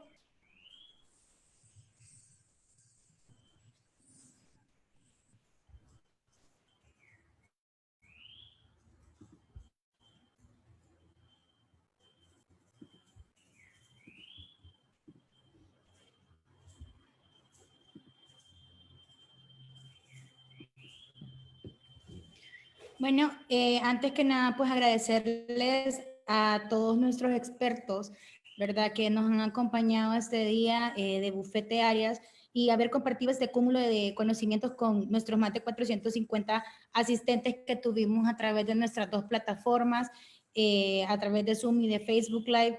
A todos nuestros espectadores, ¿verdad? Mil gracias por mantenerse en contacto con nosotros y consumir el contenido que el Centro de Formación Empresarial está realizando para ustedes. Si desean volver a ver este webinar, los invitamos a mantenerse pendientes de nuestras redes sociales, ya que ahí será publicado unas horas más tarde. De igual forma,